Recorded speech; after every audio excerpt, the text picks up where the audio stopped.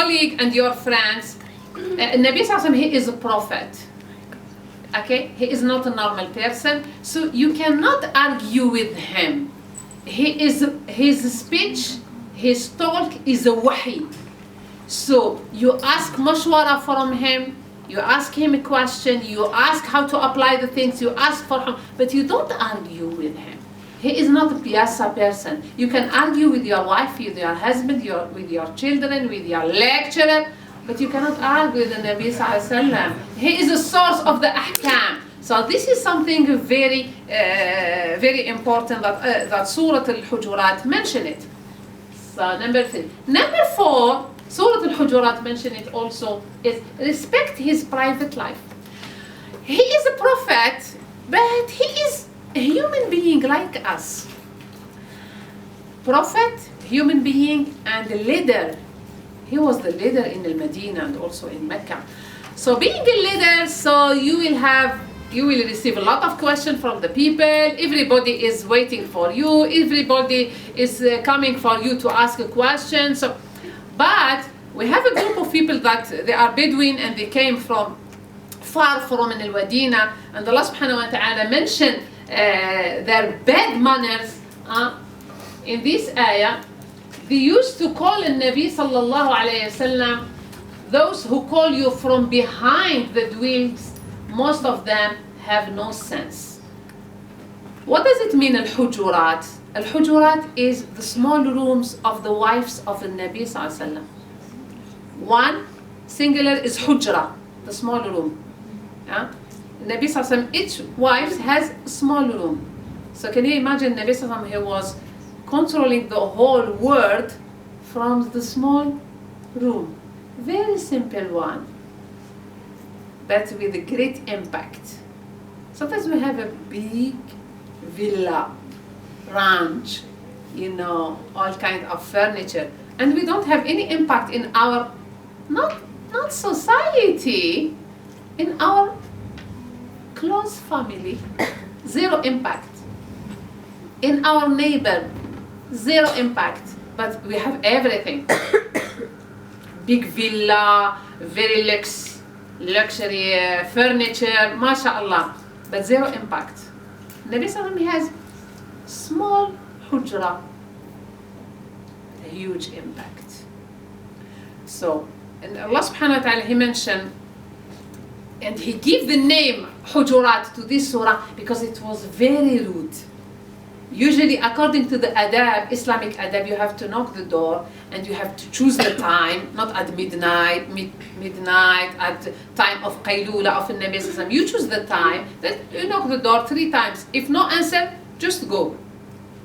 For us, when there is no answer, we have to check if someone is inside. Then, call. And here, is the handphone ringing inside? Means they are inside. They don't want. You don't have to do. This is very rude. With the normal people, this is very rude. With the Nabi Sallallahu Alaihi Wasallam, this is very, very, very bad. So this is 4 points. And Nabi, Allah Subhanahu wa Taala, or Surah Al-Hujurat, teach us how to behave with the Nabi Sallallahu Alaihi Wasallam. Now, how to behave towards Muslim society, and this is a very important point in Surah Al-Hujurat. Surah Al-Hujurat teach us that we are not only responsible about ourselves, our children, our pets, we are responsible about the society. Really? No. Yes, you are responsible. As a Muslim, you are responsible about the society. How I can fulfill my responsibility toward my society, it means Muslim society? Surah Al-Hujurat give us 2 very important elements. And these 2, it's not facultative. It's obligatory to do it. You will see it. It's very easy if you want to apply it. Number 1, verification of the news. Number 2, make peace between the believers. Wow, it means peacekeeper. I am not working in the UN. I am a normal student in UIA. You are a Muslim? Yes. You have a responsibility toward your Muslim society. Why? Why these 2 points? Surah Al-Hujurat mention it and insist on it because when we respect these 2 points, when we apply these 2 points, we are protecting our Muslim society from being destroyed. And this is an amana. And we have to take this responsibility. It's not something facultative. Let's start with the first one. It's a very interesting one. Verification of the news. Allah subhanahu wa ta'ala say, and this is very famous ayah, يا أيها الذين آمنوا إن جاءكم فاسق بنبأ فتبينوا أن تصيبوا قوما بجهالة فتصبحوا على ما فعلتم نادمين. If an evildoer comes to you with some news, verify it. Investigate to ascertain the truth, lest you should harm others unwittingly and then regret what you have done. This is a very important ayah in Surah Al-Hujurat. التبين. Do you know what means التبين? You use this word, isn't it? تبينوا التبين. We have to verify the news. Why? One of the easiest way to destroy a family, a company, a society, a state is spreading rumors. You just sit in your room, in your office, you create one rumor and you spread it and you destroy the society or the family or the company. Can we stop our enemy from making rumors? We cannot. It's impossible. Especially if we don't know them. You have a family, you think that you love everybody and everybody loves you. And suddenly you have many people and I hope they divorce. Oh, really? Why? This is it. Okay. I hope that the company collapse. I hope that this a lot of fitna. I can see 70% of the population is youth. If this youth will be salih, it's a great danger. So create fitna. One of the easiest way to create fitna, you don't need budget, you don't need anything. Create rumors and spread it. We cannot stop our enemy from doing this. It means no chance? No. Allah subhanahu wa ta'ala give us what to do. You can control yourself. You cannot stop others. What you have to do is that Allah has commanded us to verify news first. And then take action in order to avoid any injustice. Of course, the majority of the people, when they get in any news, what they do first? They spread it, then they say, are you sure? Actually, I'm not sure. If you get any news, let me know. Oh, this is not the way. This is not the Islamic way. This is not the Hujurat way is telling you. You have the news, okay, stop. Berhanti. Don't spread it. Verify the news. I am not able to verify it. Keep silent. Keep silent. Why? Because you are helping your enemy, and especially we are helping a lot actually our enemy. Why? Because subhanallah, it's very easy to make rumors. What is challenging is to spread it and to destroy the community. So your enemy will make the rumor, and you will work for him perchuma, for free. You will spread it, okay, for free, and the weak Muslim among us, they will also participate in spreading the rumors, and they will do something more. They will believe it, and they will act according to these rumors. And the fitna is there. Welcome. So your enemy is creating these rumors, and you are doing the rest of the job. You spread it, then you believe it, then you prepare action according to it. You are destroying your family, company, society, your ummah. We cannot stop our enemy from doing this. But Allah subhanahu wa ta'ala, He is the all-wise, Al-Hakim. He gave us how to protect our society, our family, our relationship, our sister in Islam, our brother in Islam. He gave us the keys. Any news, don't spread. Verify it first. When you verify the news, then you take action according to al-bayyinah. As a Muslim, we don't have to, subhanallah, to spread the rumors. What we have to do is just the opposite, to cover the faults of our brother and sister. Sometimes we just spread the things. As a Muslim, we are not asked to do so. I am asked to cover my sister's faults and try to help. For us, we are doing just the opposite. We cannot be the people that Allah subhanahu wa ta'ala described in Surah Al-Fath. No, I am destroying my ummah. I am destroying my community. No, I didn't do anything. You did by spreading these rumors. Now, this is very dangerous. And especially if you are the first one. Any other people who are doing the same, you will get their sins. So you will have a lot of banya sins because you start and you didn't stop.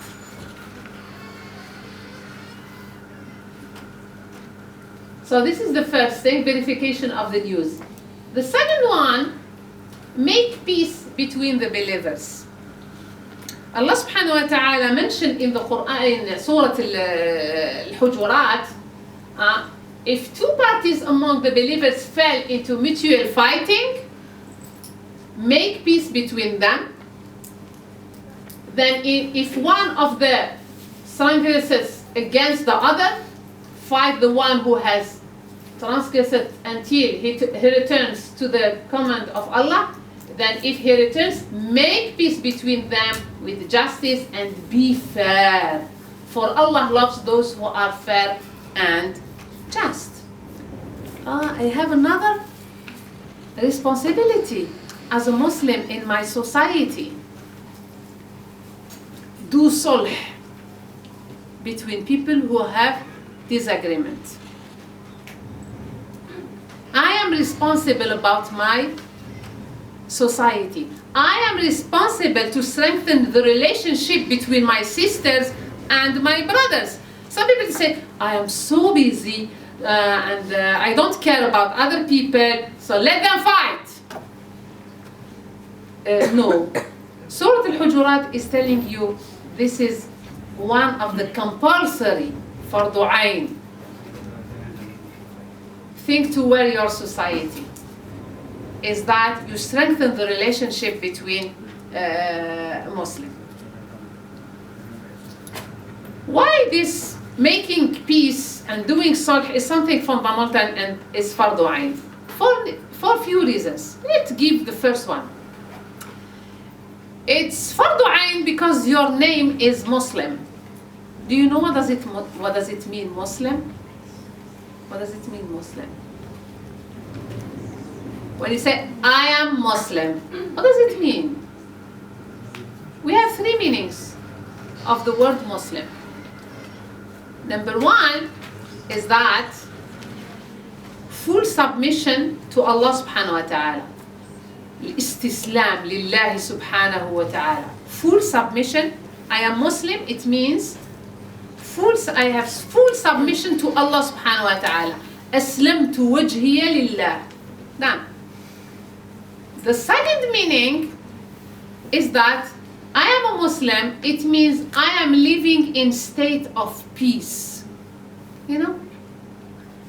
Peace. I know how to behave with Allah subhanahu wa ta'ala, with Rasulullah sallallahu, with my society, Muslim society, with the individuals. I am in peace. I am not in war with myself or with others. I know my first enemy is the shaitan. I am doing my best that he will not control me. Always my remote control is between my hands. Even if I, do some mistake, immediately the tawbah and correct what I have done. Always my eraser with me. So I correct the mistake and write the right answer. So I am living in state of peace. This is the second meaning. The third meaning of a Muslim is being source of peace for others. Peacemaker. This is what does it mean, Muslim. So doing islah between our sisters, between Muslim in our community is something compulsory. It's a big responsibility. It's one of our responsibility towards our ummah. Why we have to do islah? Isn't it when we are Muslim we don't know to do islah because there is no disagreement. We are Muslim. إنما المؤمنون إخوة. We are brother and sister. This is wrong. Some people they think that because we are Muslim and we have to protect our unity, we shouldn't disagree. This is wrong. I'm sad to tell you this. Why? Because this is against the nature that Allah subhanahu wa ta'ala create us. We are different. Way of thinking, experiences, way of dealing with the things. We are different. There is no two individuals, stratos pratos copy. There is no. Everyone is original. Some people they want to be a copy, but a bad copy. Be yourself. You are different. And it's okay. This is how Allah subhanahu wa ta'ala create us. So what about our unity, our wihda? Doing by respecting this. So we have to learn how to disagree in a positive and productive way. It's okay to disagree, but we have to know how to disagree in a positive and productive way. And because it's okay to disagree, that's why Allah subhanahu wa ta'ala give us this second mission, fundamental mission. If our disagreement reach the level of fighting and arguing, and we are destroying our society, we are destroying our relation as brothers and sisters in Islam, so everybody is responsible to do islah. You are peacekeeper, and I am also a peacekeeper.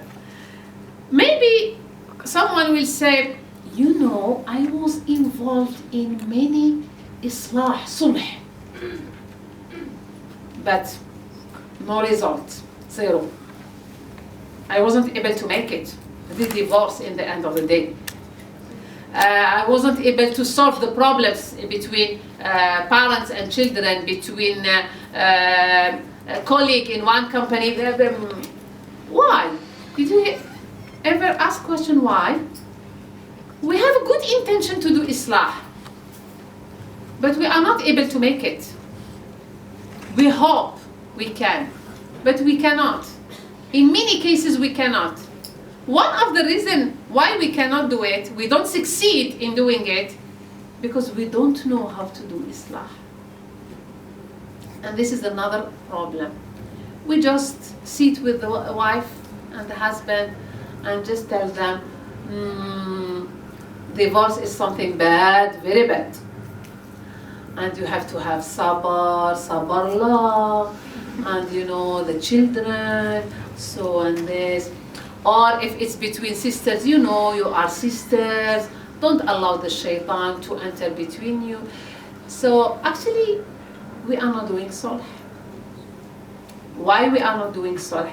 Because we are not helping these two people to understand what is the problem exactly, what is the cause of the dispute, so we will treat the cause, so we will not have dispute. We are just giving them a very high dose of painkiller by mentioning ayat and ahadith, so they accept it. Can you shake your hand? Okay. And when the effect of the painkiller go, the conflict return back again and again and again. And because Allah subhanahu wa ta'ala said فَأَصْلِحُوا, and this is an order, this is فِعْلُ أَمْرٍ. فِعْلُ الْأَمْرِ يُفِيدُ الْوُجُوبِ, isn't it? أصول fiqh 2. Okay, so it means one of the things that we have to learn, how to make islah. Conflict resolution skills, it's a compulsory for us to know it. Mediation skills, arbitration skills, all this is something very important to know it. It's not only very important, I cannot fulfill my responsibility toward my Muslim society if I don't have this skill. Did you get it? Find the time to learn and to practice this skill, because this is the way how to behave in the correct way towards our society. Done. So the last part is that how to behave towards individuals. It means as individuals, sisters, and a brother. In Surah Al-Hujurat, Allah subhanahu wa ta'ala mentioned some bad manners. Of course, when we speak about bad manners, there is many bad manners, and all are very bad. We don't have to do it. But in Surah Al-Hujurat, Allah subhanahu wa ta'ala mentioned 5. What are these 5? Mockery, calling others by offensive nicknames, negative assumption, suspicion, su'ul dhann, backbiting, spying. Why he mentioned this 5? Because if we avoid these 5, this is the worst. If we avoid them, alhamdulillah, we are protecting our society, we are protecting our relation as Muslim. Let's start discussing this and mentioning some lessons from Surah Al-Hujurat. Let's start with mockery and calling others by offensive nicknames. Allah subhanahu wa ta'ala mentioned it in this ayah, the translation of the meaning. O believers, let no man laugh at other men who may perhaps be better than themselves, and let no woman laugh at another woman who may perhaps be better than herself. Do not defame through sarcastic remarks about one another, nor call one another by offensive nicknames. It's an evil thing to be called by a bad name after being a believer, and those who do not repent are the ones who are the wrongdoers. يا أيها الذين آمنوا لا يسخر قوم من قوم. So in this ayah, Allah subhanahu wa ta'ala mentioned mockery and calling others by offensive nicknames. Why mockery is something bad, and it helps in destroying the relation between sisters and brothers in Islam, and destroying the community and weaknessing the ummah because of the following. Why we laugh at other people? Is telling them that he mentioned mockery. Why? When we have mockery and we are we used to it. Can we work together as brother and sister to serve our ummah? No, because I see that, you are not in my level, you are very down. And other person is looking to me the same, but she is this and this and that. And all the relation is very bad. Can we have strong community who can serve the ummah and work for the ummah? No, because no one is admiring the other one, and everybody is looking to other as they are not good, they are bad. I am the only one who is good. Can we form jama'ah? Can we be strong? Can we have protect our unity? No, we are small islands swimming in the ocean with a very bad storm. We cannot do anything. We cannot do anything. And we will be very easy for our enemy to destroy us. So what is the solution? Because to avoid mockery is something, it's very difficult. Allah gave us the solution. This is the beauty of the Quran. When He forbid us to do something, He give us alternative. He forbid al-khamr, He give us, you can drink anything you want. Only al-khamr is haram. And of course, dada. Okay, because it's the same family. So when He forbids something, He give other things. So, then He will say, who may perhaps be better than herself. So He is teaching us that don't laugh at others because maybe she is better than you. Oh, I got the key. It means I have to replace mockery by other things. When I look to my sister, I don't have to look to the thing that she is bad in, to her weakness, to her shortcoming. I have to find the thing that she is good in, the things that she is better than me. Isn't it? This is the formula. Concentrate about what you have, as my sister in Islam, what do you have that I don't have? And you are good in it. When I will find it, I admire you, I love you, and I work with you. We collaborate with each other. You get to know me, you know my strength.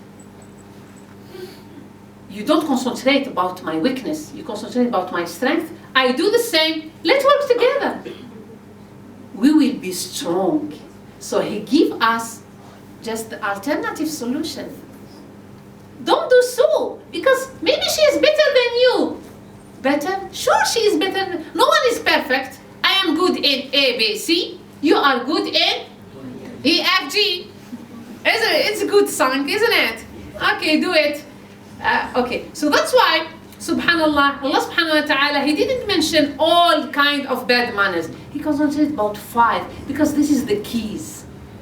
And they are the worst. If we control these 5, alhamdulillah, we will be safe. Or we will be in the safe side. So, then, another problem is calling others by offensive nicknames. We find it, we do it every day to laugh and to make joke, and we think that this is small things. Why Surah Al-Hujurat mention it? Oh yeah, Surah Al-Hujurat, it's complicating our life. We like to laugh and we like to do nicknames. Allah mentioned it because this is very dangerous. When you laugh at someone, maybe you do it once and you continue your life and he will continue his life and you are busy with other things.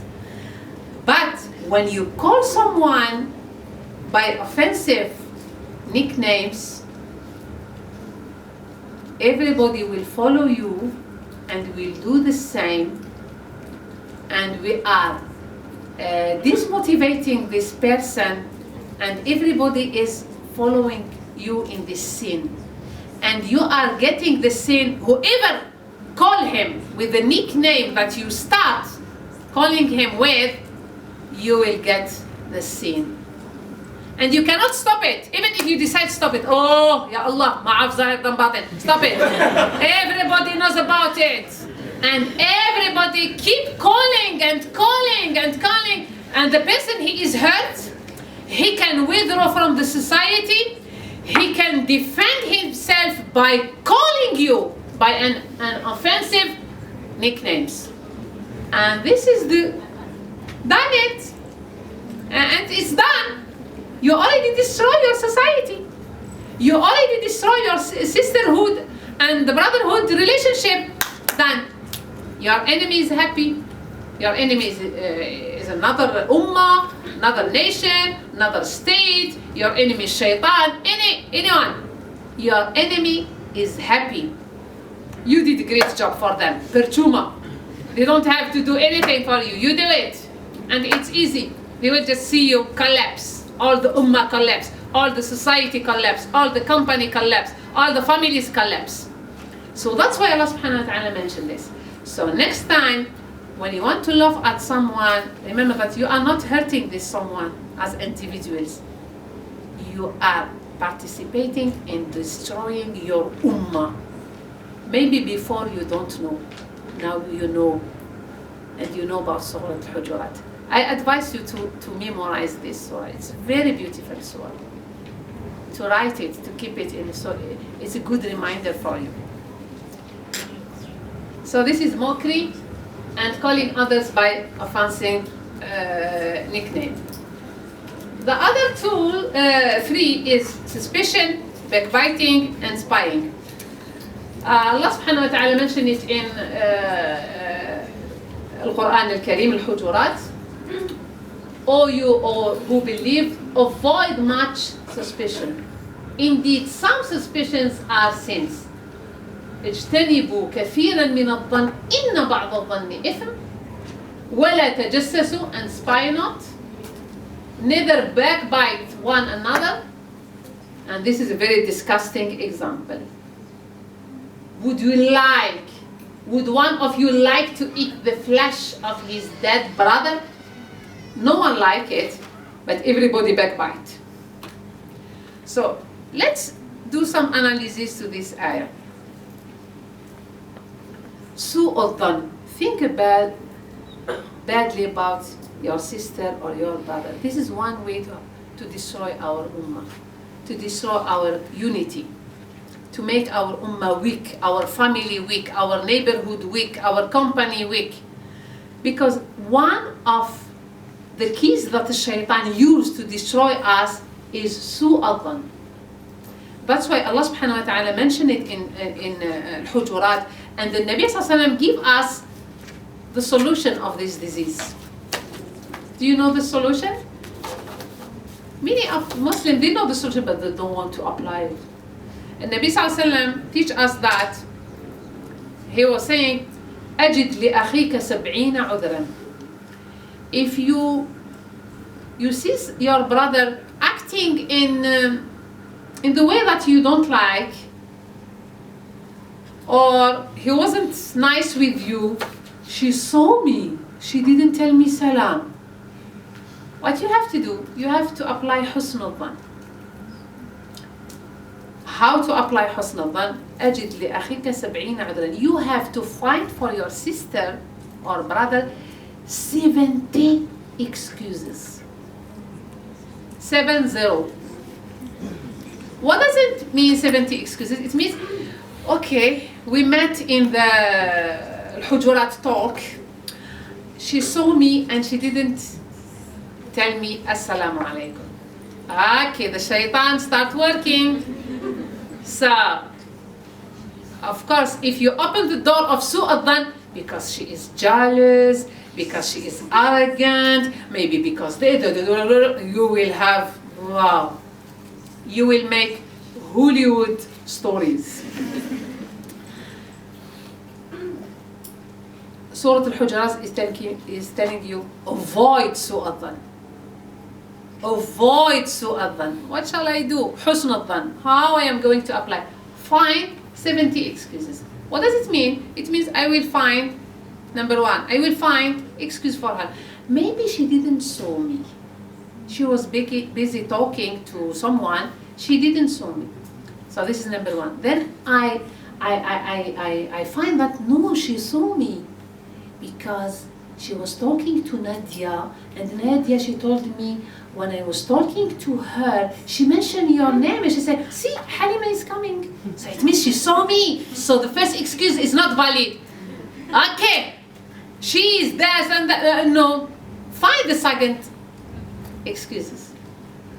Find the second excuses. Maybe she was, no, but you know, no, it's not valid, even the second.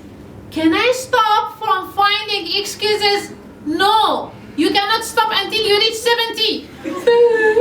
70? This is not logic. يا أيها الذين آمنوا لا تقدموا بين يدي الله ورسوله. You are telling to the Nabi Sallallahu Alaihi Wasallam, you are wrong. This is not a good strategy.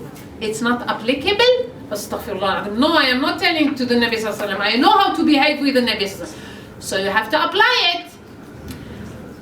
The good news or the bad news is the Nabi Sallallahu is telling us, if you manage to go until you reach number 70 and all are not valid, what you have to do? Just attack her. She deserves to be attacked. No. He just told us,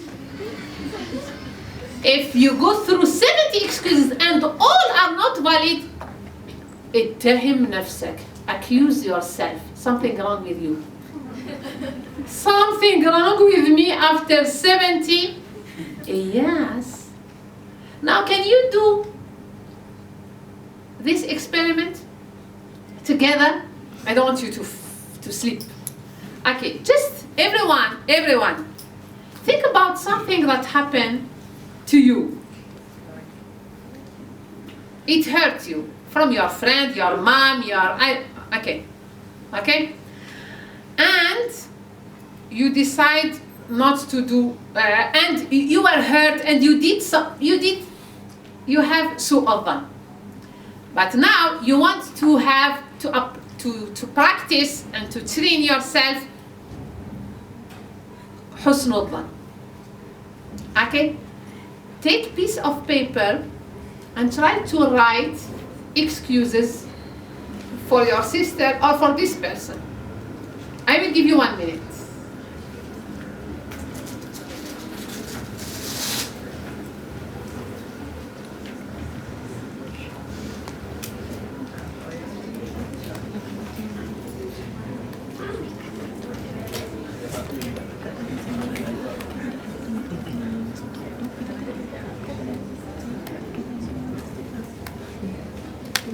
Finish your assignment, don't talk. Okay.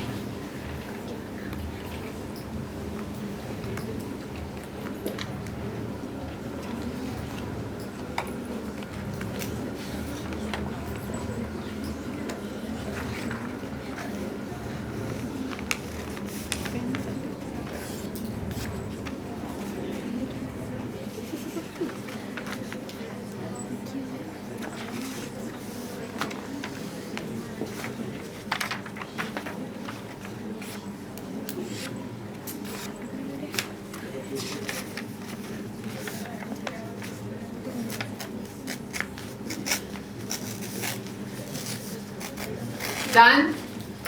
Okay, done. Who was able to find more than 10 excuses? More than 10, more than 10, more than 10? No one. Who was able to find more than 5 excuses? Allahu Akbar, Ya Allah, Ya Tuhan kami. No way. Who was able to find 3 excuses? Oh, 3. 4. Why, my student? 5.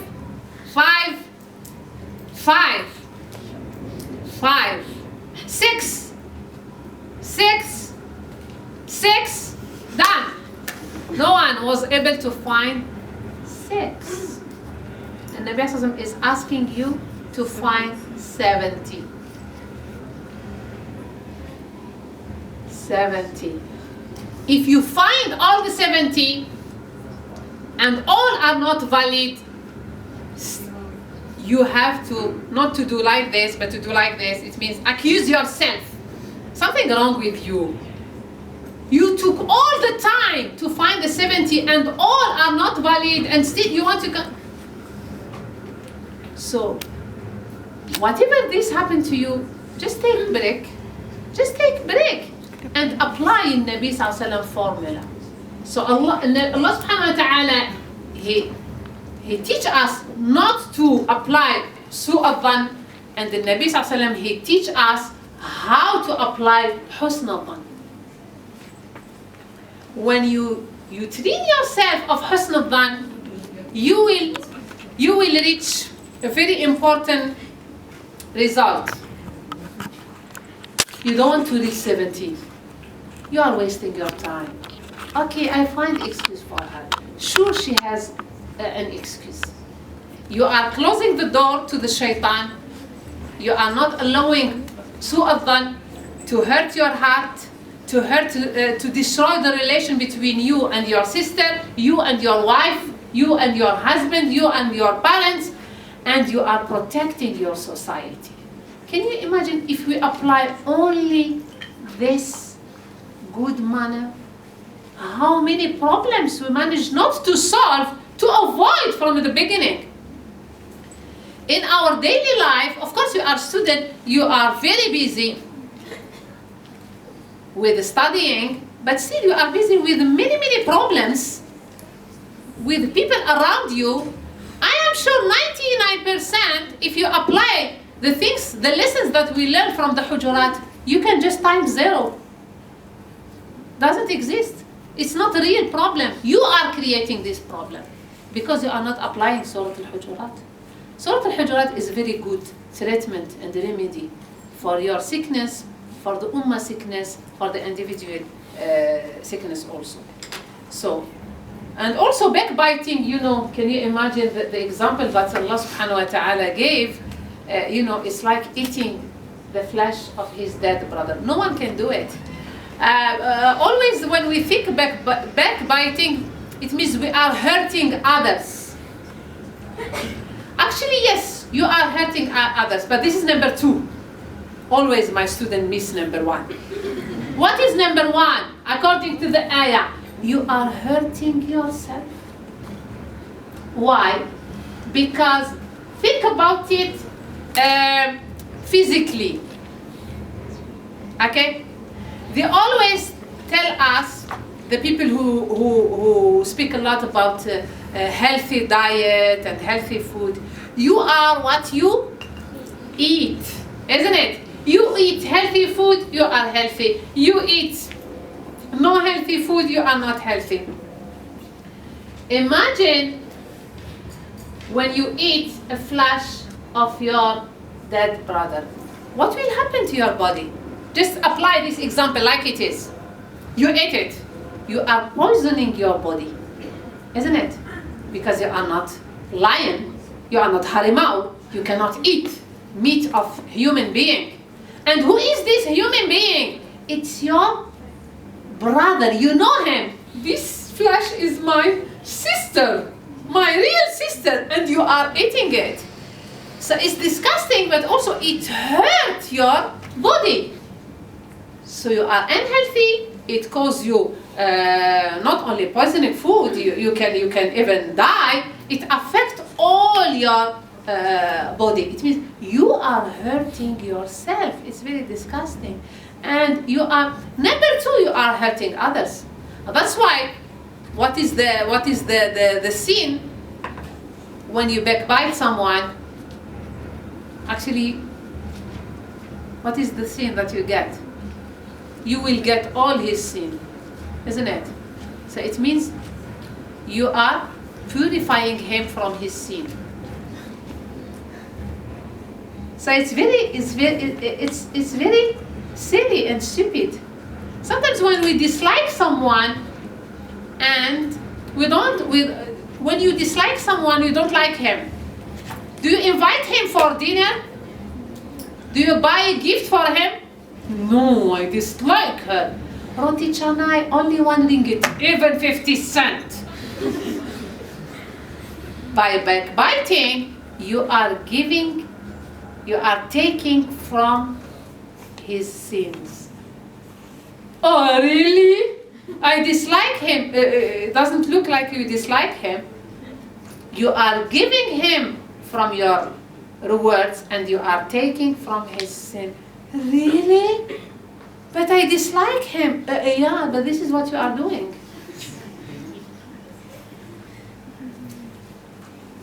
It's not logic. SubhanAllah. After mentioning these 5 bad manners, which are the worst, if we manage to control ourselves with these 5, alhamdulillah, we are in the safe side. The last 2 things that Al-Hujurat mentioned, and very strong things, the concept, 2 kind of concepts. The concept of a taqwa and the concept of the iman. Let's start with the concept of the taqwa. Allah subhanahu wa ta'ala mentioned, after he mentioned all these ayat, يَا أَيُّهَا النَّاسُ إِنَّا خَلَقْنَاكُم مِّن ذَكَرٍ وَأُنثَى وَجَعَلْنَاكُمْ شُعُوبًا وَقَبَائِلَ لِتَعَارَفُوا إِنَّ أَكْرَمَكُمْ عِندَ اللَّهِ أَتْقَاكُمْ إِنَّ اللَّهَ عَلِيمٌ خَبِيرٌ. We have created you from male and female and made you peoples and tribes that you may know one another. Indeed, the most noble of you in the sight of Allah is the most righteous of you, at-taqwa. So it means now, our excuses why we are laughing at people, calling them with nickname, because they are different. They are different. Oh, how do you do this? Oh, you shouldn't do. You have to do it in my way. So maybe some people say, Ya Allah, you create us different. So it's normal to backbite. It's normal to laugh at people because it's not our fault. You create us different. So of course we do comments because, how are you still? Why you do this? So it's normal. Allah subhanahu wa ta'ala is giving us here the answer. Yes, I create you different for another objective. That's why I call it the higher objective of Surah Al-Hujurat. I make you different in order to know each other, to work together, and to be strong. I didn't create you different in order to destroy each other. So from this surah, what we learn 3 lessons from this ayah. Number 1 is that my priority as Muslimah, it's not to criticize others because they are different, to call them with offensive nickname, to laugh at them. No. My priority is to develop myself, to be better. Because Allah subhanahu wa ta'ala is giving me the concept of taqwa in a different way. Usually, when we speak about the taqwa, when anyone asks you, who is the muttaqi? What do you think? Usually we think about the one who fasts every Monday and Thursday, the one who do every day qiyamul layl. This is not the one that Allah subhanahu wa ta'ala mentioned in it. And he mentioned many times the taqwa in Surah Al-Hujurat. It means knowing how to deal with, how to behave with Allah, with Rasulullah, with your society and with individuals. This is the taqwa. This is how to measure your taqwa. If you are praying tahajjud all the night and you wake up after Salat al-Subh and you start destroying your ummah, are you from al-muttaqin? No relation at all. Pray whatever you pray. Fast as much as you want to fast. Here Allah subhanahu wa ta'ala is telling us in this ayah, He creates us different so we get to know each other and to collaborate, to do teamwork, to strengthen our ummah, to do something, to serve our ummah. But still, we want to know who is the best. We are human beings, we always want to be the first. Okay, I will tell you who is the best. إِنَّ أَكْرَمَكُمْ عِنْدَ اللَّهِ أَتْقَاكُمْ. The best is the one who has the highest level of taqwa.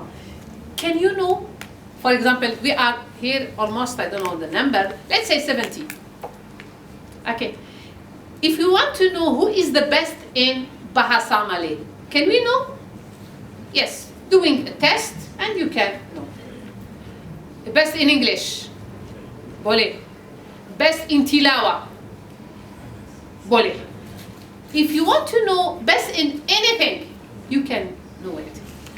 The best in taqwa, can we know it? It's impossible. Why? It's only Allah who knows this. So it means I want to know who is the best.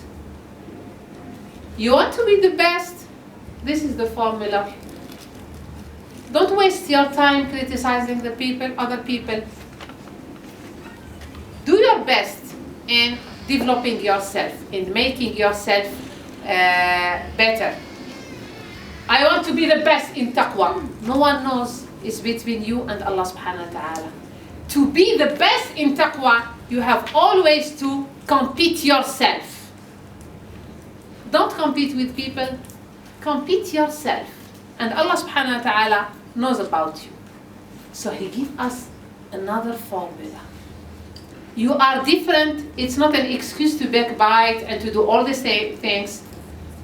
No.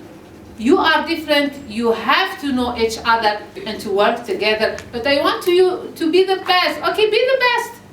In what? In taqwa. But nobody knows about it. I know. Allah subhanahu wa ta'ala knows about it. And no one knows. Am I, in the end of the day, am I in the atqa? No one knows. When no one knows, only Allah subhanahu wa ta'ala knows. Everybody will keep doing his best to be al-atqa, until he will find Israel come to take his soul. He is always, subhanallah, doing his best to be close to Allah subhanahu wa ta'ala and to protect the unity of the ummah and to serve the ummah. So Surah Al-Hujurat clarified the concept of taqwa. Taqwa is not a long sabha, it's not your own ibadat. Taqwa is your action plan in your society, is your relation with Allah, with Rasulullah sallallahu alaihi wasallam. Are you protecting your society? How are you dealing with the individuals? This is what makes you al-muttaqi. The second concept and the last concept that Surah Al-Hujurat mentioned is al-Iman. In Surah Al-Hujurat, many times Allah subhanahu wa ta'ala, Ya ayyuhalladhina amanu, Ya ayyuhalladhina amanu, Ya. Surah, we have a clear ayah. In this ayah, Allah subhanahu wa ta'ala clarify to us the difference between Muslim, which means submitter, and mu'min, believer. He mentioned, the Bedouins say, we believe. قالت الأعراب آمنا. We are mu'minun, we are mashallah. Say, قل, you believe not, but you only say, we have surrendered. قل لم تؤمنوا ولكن قولوا أسلمنا. For faith has not yet entered your heart. But if you obey Allah and His Messenger, He will not decrease anything in reward for your indeed. So there is a big difference between Islam and Iman. You can be a Muslim, it means submitter. You submit, you follow, you apply. But the heart, you are not convinced, you don't want it. Maybe some of the female students in UIA, they are wearing the hijab not because from Iman, from submission, because this is the dress code in UIA. You cannot do. Some of our brothers, they don't smoke in UIA because this is the rule. So the Muslim is the submitter. The mu'min, he is the real believer. So according to Al-Hujurat, how to be a real believer, you have the formula.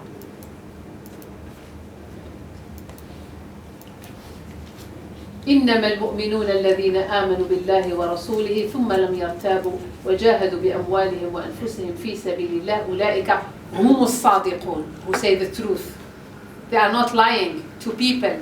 they are honest with Allah, honest with themselves, and honest with others. Only those are the believers who have believed in Allah and His Messenger, and afterward doubt not but strive with their wealth and their lives for the cause of Allah. Al-Mu'min, he believed with his heart, he pronounced his shahada with his mouth, and he practiced with his jawarih. This is the real iman that mentioned in Surah Al-Hujurat. You want to be the people that Surah Al-Fath describe? So it's not enough submission. You need the real iman. The real iman, you need this formula. Iman is conviction of the heart, declaration with the tongue, and implementation with the limbs.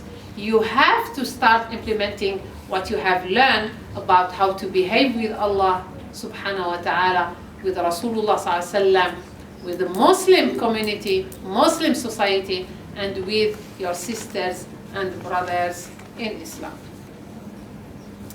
This is the higher objective of Surah Al-Hujurat. I hope you benefit from it, and I hope you will do an action plan how to start applying it.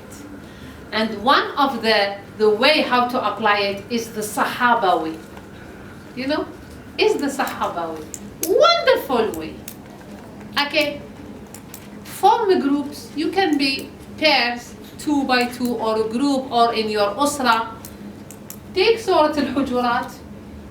You have now the general map about the higher objective of Surah Al-Hujurat, the main topic, that you have the map. So start applying it one by one. Okay? Start together. When you do it alone, maybe the shaitan is there, you are busy. But when you do it in jama'ah, you push, you support each other, you strengthen each other. When you do the first, be sure when you do the first step toward Allah subhanahu wa ta'ala, Allah will do more steps toward you. And you will be like the Sahaba radiallahu anhum. You learn Al-Quran Al-Kareem and you apply it. Nowadays, many people, they memorize and they get reward and they get the title Khatimu lil-Quran Al-Kareem. Do you have any project from your from all the surah that you have learned? Actually, no, I just memorize. So I can read without mushaf. This is good. But the Quran is not made only to memorize. It's made whenever you understand with tadabbur, you memorize, you apply. You apply. We have to take off few projects, many projects, from any surah we memorize, from any ayat we memorize, and we apply it. جزاكم الله خيرا. السلام عليكم ورحمة الله وبركاته. You open the floor for questions? Yes? Okay. Any question?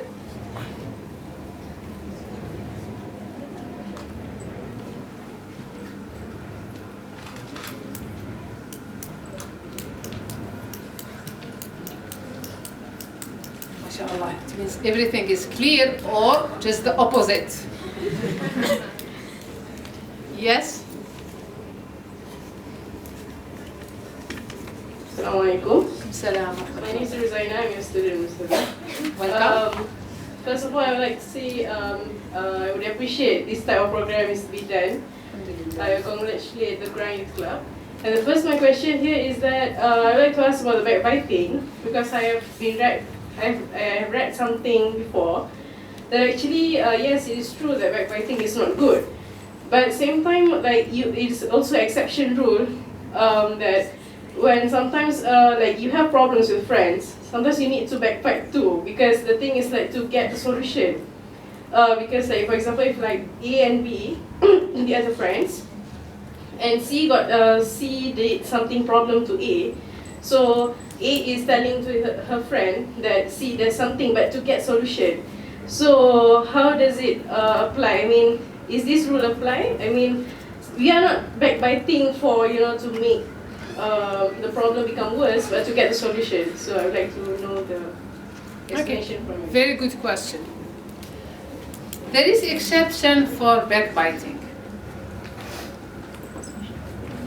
That the ulama already mentioned in their books. Very strong reason. For example, when you go to the mahkama and you want to raise a case against someone who took steal your money or something, of course you have to tell the story. Okay. The example of you go, we were talking about doing islah, isn't it? You are looking for someone as consultant and he is going to do the islah. This person, he has to know, of course. And usually, for the muslih, for the one who is going to do the mediation, this is what they do. This is one of the technique of the mediation. One day, inshallah, I will, inshallah, if Allah gives us life, a workshop about this islah skills. Okay. One thing is we do is that if there is disagreement between two, al-muslih is going to sit with them individually, separately, and ask each one what is the problem with B and C, like she is saying. In this case, this is not backbiting. This is a process of the islah. The problem is sometimes the shaitan will come to you and saying, this is the process of the islah, but you know that you are not doing that. You are talking to, you have 10 friends, you are talking to 10 of them to help. Come on. All 10 are going to help. You have to decide, number one, which one is able to help. Number one, know how to help. So you go for him as a consultant. Okay? If he try to help and try to solve the problem, he will do his best, she will do his best, but the result, we don't know. Whatever the result is, he is not going to spread this, what happened to others. He will keep the secret. Sometimes now, some people, they just act as muslih, but even themselves, they are not salih. They go to help people, but after this you will find breaking news in BBC and Al Jazeera. You know, I was consulted by Sister B and C, and you know what happened between them? Allahu Akbar. Make sure when you consult, because sometimes you want just to talk. If you want to solve the problem, choose the best person who has the will to solve the problem and he is able to solve the problem. If this is not the case and you keep talking to B and C and D, and at the end of the day you say, okay, which one I feel that she understood my problem and I will choose her to talk to C. You talk to the half of the people who are in this venue, and then you are saying that I am not backbiting. Sure, this is backbiting. Okay? So always you have to know the difference between backbiting and spreading and asking for help and asking someone who can do the islah. Yes?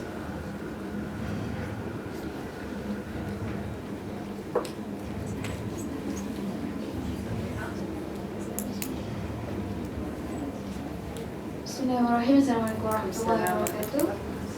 Ustazah, I have one question. Nowadays, with the existence of Twitter, Facebook, and Instagram, people start using it as the medium to spread the funny pictures of the leaders in our country, like PM, as example. So, as for our part, who has come to this thought, we will stop spreading these funny pictures, because it's, of course, it's like, you know, fully agreed with them, or we don't like them as the leaders in our country. So how, Ustazah, we want to stop others, people to spread this kind of funny pictures, which I think is kind of childish, yes. Okay. Thank you, Susan. It's a very good question. Jazakumullah khairan. When we have a problem, this is another skill that it's compulsory to know it, and it's very important. How to solve the problem. Solving problem skills. Sometimes when we have problem, we try to solve it by making it bigger or deeper or creating more and more problems. When you disagree with someone, he is PM, he is lecturer, he is your mom, he is your dad, making fun of him, laughing at him, applying all these 5 diseases, you are not solving the problem. You are making the problem worse. You are in Jalan Mati, dead road. You are just making yourself feeling good by insulting others. You are not serving your objective, you are not reaching your goal, you are not serving your ummah, no. You are making fun of me, I am making fun of you, so it means in the end of the day, you destroy my role model, I destroy your role model. So do we have any role model in Muslim community? No, because mashallah, we are good in fighting. No one exists. This is not the way at all. This is deconstructive way. This is not the way at all. This is not the way at all. And that's why one of the skills that we have to know how to disagree in a productive way. In a productive way. The Sahaba, there is some disagreement between the Sahaba. Many cases mentioned in the Seerah when the Nabi Sallallahu Alaihi Wasallam asked for the Surah about many cases. So Abu Bakr Siddiq gave an opinion, Umar ibn Khattab just the opposite. But there is no clash. They know how to disagree and they know how to work together and to find solution for the main problem. So when you have a problem, do your best to solve the problem, not to create more problems. This is my answer. Yes.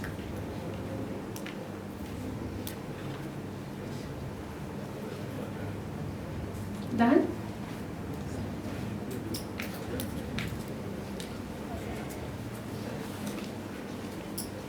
No question from brother. MashaAllah, they are ready to. Oh, yeah. Okay. Silakan. Okay, Assalamualaikum warahmatullahi wabarakatuh. My name is Aljun. Okay. Since we talk about actually the love, which is a solution of a problem in nowadays, but I'm quite interested, madam, with that 70 reason or excuses that actually you mentioned. Alright, I just want to ask something like this. For example, when you are in the place, for example, of a non-Muslim, okay, of a non-Muslim, and then you try to have the exemption of them. For example, if they create a problem in the Ummah, and then you try to have the reason or alibi yourself, that okay, maybe they have something, this and that, or we have to give them, for example, the exemption. They make, for example, a problem now, sabar. But the thing is that, for example, madam, when we try the 70, okay, alibi, or the exemption, and then before we go into it, and then the ummah will be distracted already. So this one is a problem. So how can we solve again by that? Excellent question. All right. 70 excuses has no relation with when you see something wrong and you don't do anything to stop it. 70 excuses when you have suspicion, you don't have anything, you are guessing. This is su'adhan, this is dhan. It's only in your mind, you know. It's only in your mind. You are not sure. You don't have any proof. You don't have any proof. But because you don't have any proof, you decide to do su'u adhan. When you don't have any proof, you go for hisn adhan. When you have the thing clear nearby you, something wrong is happening, this is a different story. You have to apply the hadith, من رأى منكم منكرا فليغيره بيده فإن لم يستطع فبلسانه فإن لم يستطع فبقلبه وذلك أضعف الإيمان. If you are able to change it by action, change it. You have the authority, you have the power. You don't have the authority, you don't have the power. You can mention about it. Now this is wrong.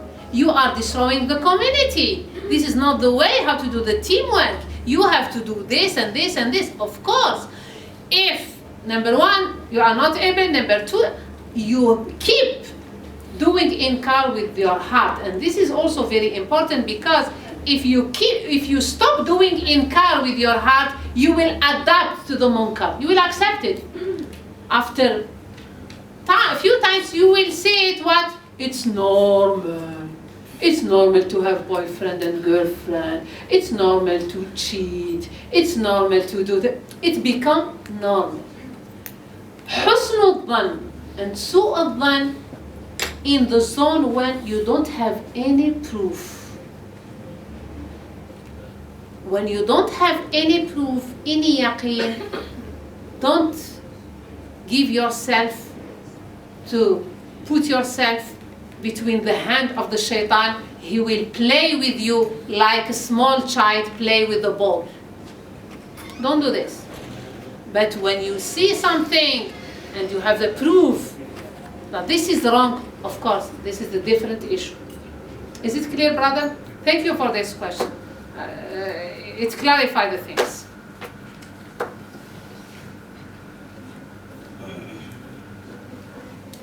Yes.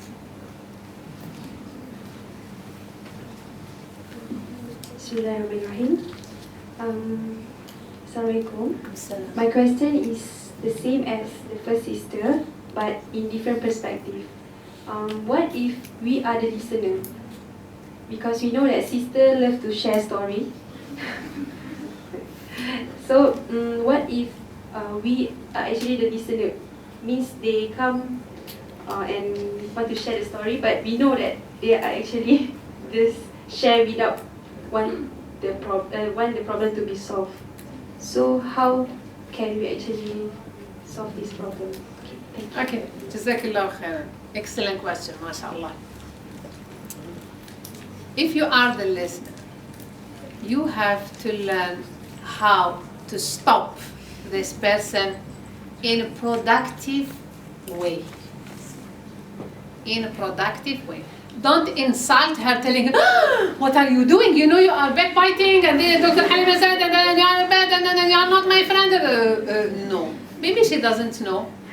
This is a great opportunity for you to teach her what you have learned.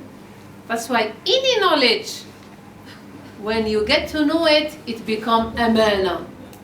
You have to transmit it. So you just help her to come down. Okay? It looks like you have a problem. Okay. My priority is not to know, to listen to you in order to feel good. My priority is to help you to find solution, that this problem will not occur again. Are you ready for this?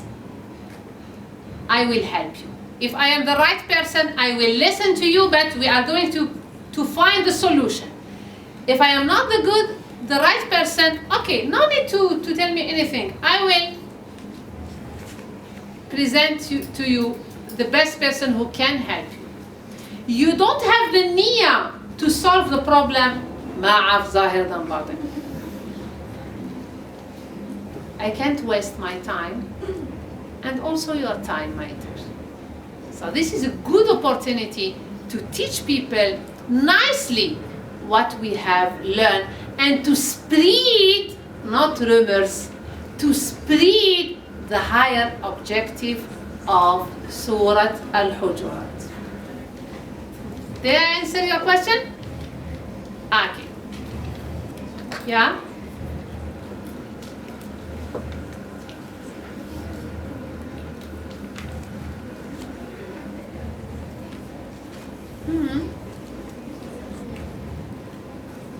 Okay. Assalamualaikum. My name is Najwa. I have one simple question. I want to ask, since backbiting is saying something bad, about other person behind that person, is saying the bad thing in front him. For example, I said you're short. For example, is considered as backbiting in Islam?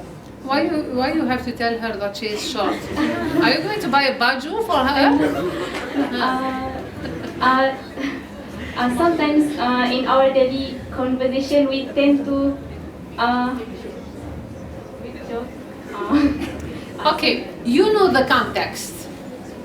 The context is something very important. Between friends, close friends, you know if you are calling your friend with an offensive nickname, or you are speaking about an evident reality. You are not in need of me to teach you this, because just example, when you want to tell to someone that you are tall, or you have sharp nose, or I don't know which kind of nose, and you want to hurt her or hurt him, and you want to call him with an offensive nickname, the context, the circumstances will tell you, are you doing bad things? But if you want to go with your friend to help her to find the suitable clothes for her wedding, and suddenly she loves someone which is very long and doesn't fit her, of course tell her, this is not your size. Because this is the objective why she took you with her, to help her to say, can you try it? Oh, I don't think, no. You are a little bit, you have some kilos more. So if it doesn't look, so better to make something that you don't look so heavy. So from the context, it looks that you are giving nasiha. You are not calling her with an offensive nickname. So from the situation and from your niyyah, you can know the difference. Okay?